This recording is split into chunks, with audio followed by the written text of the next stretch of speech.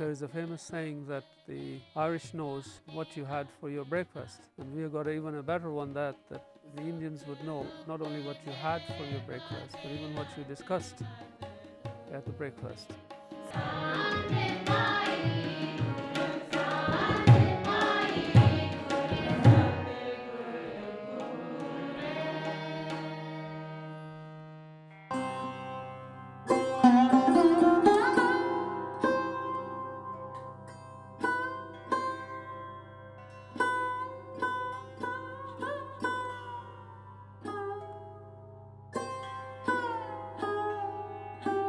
The Sikhs are universally recognized with the turban and a beard, and that basically comes from the 5 Ks. We start off with the hair.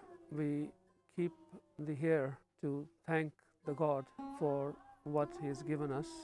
The hair actually establishes the connection with the Heavenly God to our soul.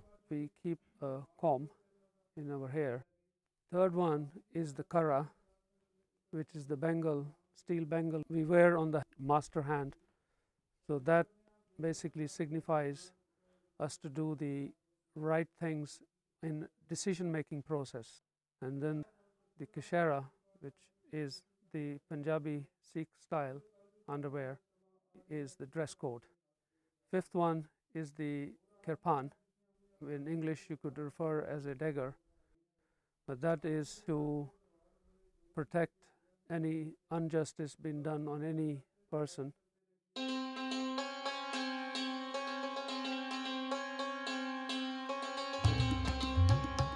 culture which I belong comes from Punjab, India. So I have actually carried the Punjabi Indian culture, and it's very strong with me. Our children believe in adorning the same culture, even living in Ireland. The Irish, when you meet them, would like to know where are you from, who your grandparents, who your parents, how many children you have. I had noticed that the older generation would make you as a long life friend, and it's actually very similar to what happens in our Asian culture, I would say, in a broader sense.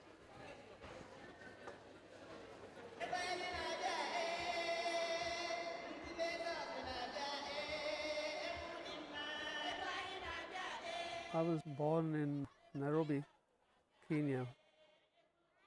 At that time, Kenya was a British colony. We hear about apartheid in South Africa, but I have lived through. When Kenya got independence, I was in my school days ready to go to college. We would have lived in colonies, which would be the Indian colony. The Africans were living in their own African colonies, and the whites would stay in their own colonies. And we did go to only the schools which are Asian schools. And the only time we get to meet the other races there would be when we had the inter-school triangle athletic meetings and be able to compete. But that changed very rapidly as the Kenya got independence.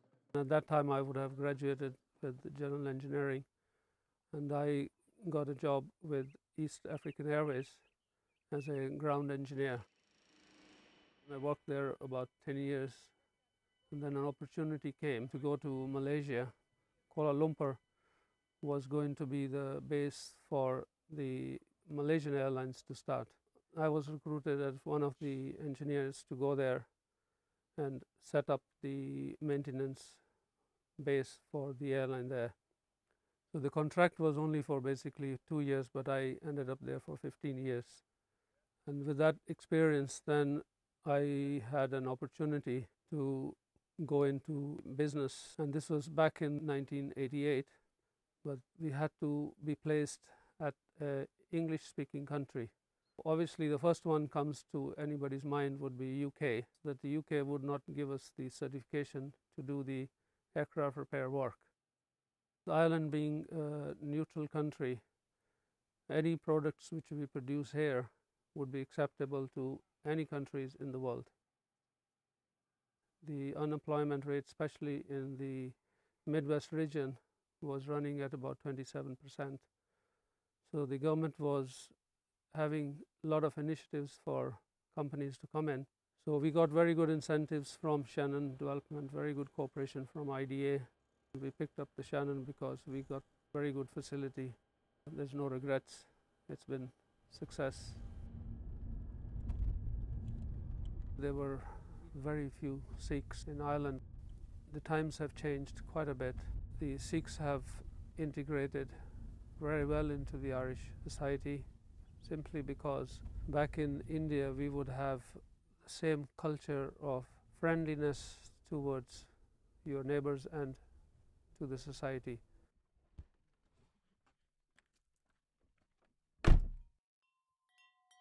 There has been a lot of links with India and Ireland.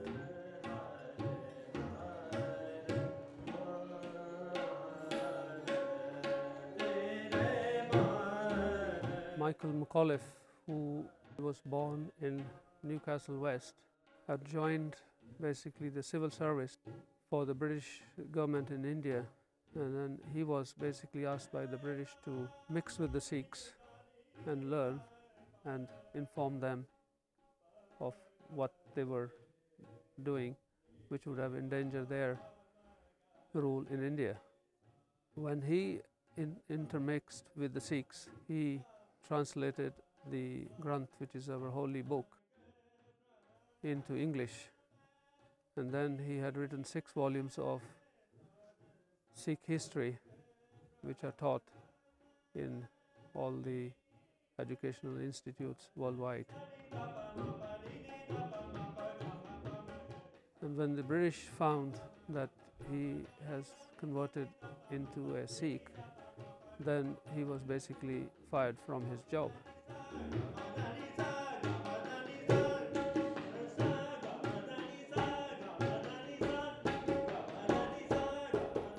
When I came to establish a business. At the professional level, there is very much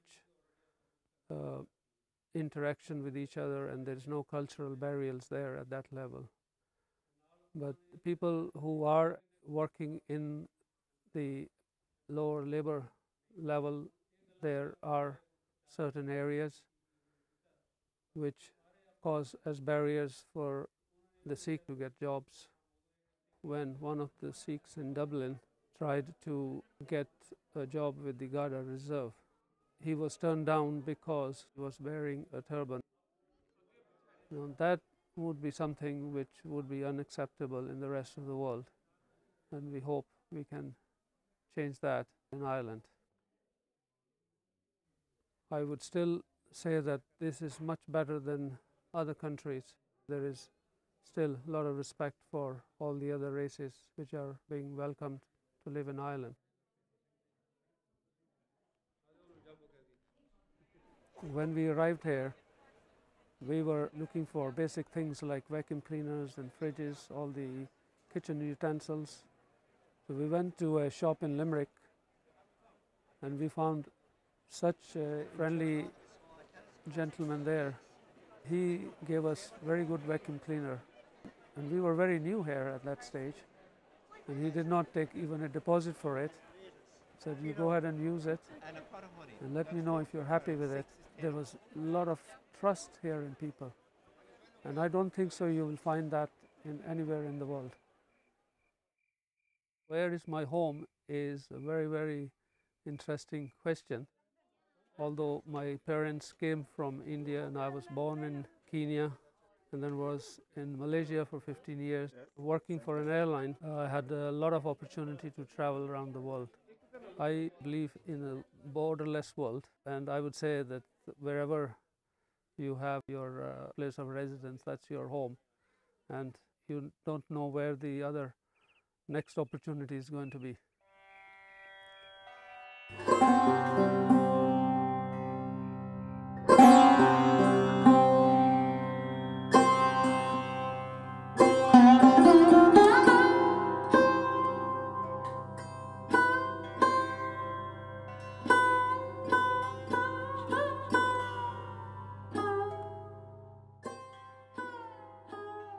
When you are seeing Indian people or something, they will try to tell a good thing as them.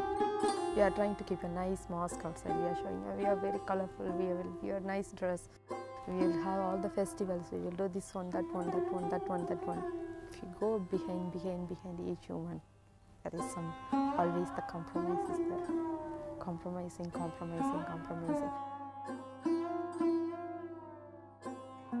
I feel proud to be a woman in this country. Even though I love my country, I love my India like that way. But when you are expecting something, when you want to do something all the time, you need to struggle, fight all over the life, self-motivation. But you could see a nice face, color face, and the colorful, enjoying, laughing, everything you could see. But if you go and sit with them, and if they believe you, if you trust them, you can get so many stories.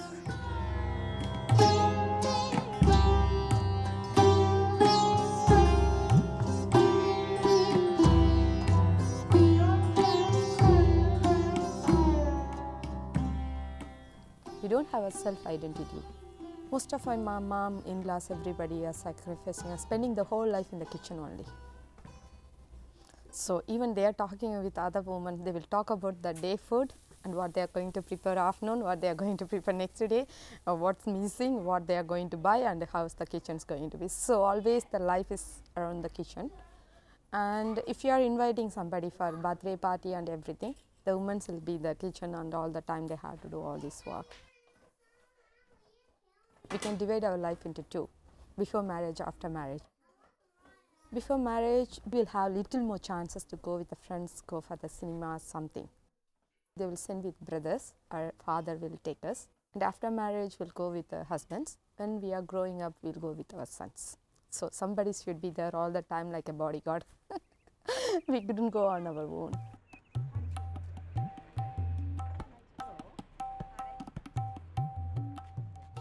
Especially cinemas, movies which we couldn't think about that going alone and watching the movie. One woman sitting alone and watching the movie, which you couldn't see in India. Even sometimes, even if the men is ready to allow us, the elder women are there, no? Like my grannies and something like a grandmas. They won't allow. Always they will think about her future and marriage life and the family like that. They won't think her as an individual person. That time I felt very bad. Oh, always she's expecting me to do some work. She's not leaving me to play with other people. And one certain age, till 7 or 8 years, we will allow to play with the boys. After that, they stop us. Always they will use, oh, you are playing like a boy. Suppose you should not come and do this work. Help me to do this one. The food also, they will go with my brothers first. And my dad and brother, everybody will go first. I need to wait. As soon as prepared, I couldn't go and eat just like that. I need to wait, I need to wait, you need to wait. For age and everything, I need to wait. They will keep the man as a higher priority because they suffered from the childhood. They are waiting for the time. I couldn't blame them. Poor woman. She's going to leave for just for a short period. That time only she's getting little bit power to deciding authority. But nowadays it's changing. That's my coach. Yes. I'm the only one person who become school first in my school because of my teacher. She's a Catholic. And she asked my mom to come and meet her. And she told she needs to study. She's doing great. So just to keep quiet and just you need to stand for her. From that day, my mom's with me. Always she fight for me. After my marriage, I came here. But before my marriage, they never ever allow the girl to go out just for a job. They will send a woman just after marrying a US man or after marrying a UK man who is settled in UK. They will marry and they will send. There's no problem for them. Just for job or the study, they won't do it. But my mom always there. And she did it. Because she knows that how much she is suffering. So she tried to me to be strong and to go out and enjoy your life. And now also she will tell, just make it sure you have to try to enjoy as much as possible in Ireland. Don't think about India.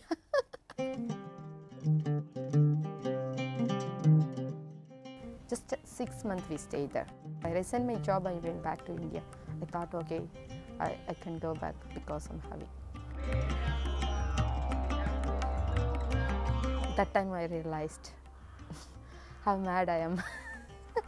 The way I was treated is very difficult. And my family, at least they accepted. Okay, she's going and just 2 hours she's spending for some other work and she'll come back. But the other people, when small child is there, what the work she's having outside. So they need to respond to them also. So it's very difficult for them just explaining where I am going, why I'm going without child, leaving the child at home was my important work. So they will think my important work is looking after the child and cooking and staying at home. So then I decided, no, I couldn't breathe there. I couldn't breathe. Oh, I need to go back. You like Mr. Bean? Kamanjari. But I had to thank my husband because my husband didn't work here because he's in his spouse visa. Staying at home as a man is totally different, and I stay never traditional as a man, especially Indian man. But still he accepted to come back with me, just to look after a child, to be with me. I had to thank him. I trained in South India. The college name is Santosh College of Occupational Therapies, but at the moment I'm working with the East Limerick Children's Services. As an occupational therapist, we are changing the lifestyle. It's very meaningful actually. We are make the life very peaceful and comfort and make them to be more independent as much as possible. That's my role.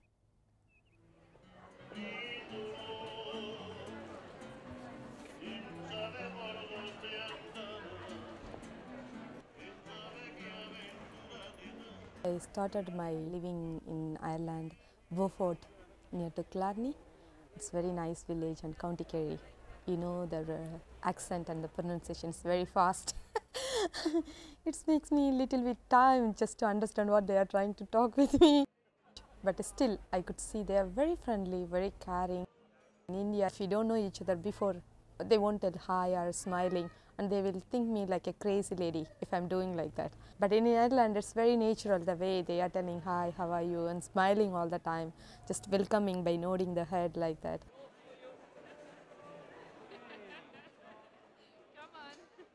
Traffic is very great really, and I couldn't expect in India, especially in city, the traffic is really, it's very difficult. But in Ireland, I could see everybody following the traffic rules. In India, huge population. Road is very narrow and 2,000, 3,000 people needs to travel in the same road within the same time, which is not possible. You won't think that it's the red light or yellow light, whatever light, just will go. And they will use horn for everything. If I'm taking the right turn, they will use the horn, and right turn, left turn. Here the horn means you are making a mistake. That time only they'll make a horn. Otherwise they won't make a horn. It's like a big mistake. If you make a blunder mistake, then we feel guilty, oh, I did something wrong, like that. We won't give much importance to the safety belts, car seat, belt, never ever used in India. Sometimes the cars doesn't come with the car seats. There's no car belts at all.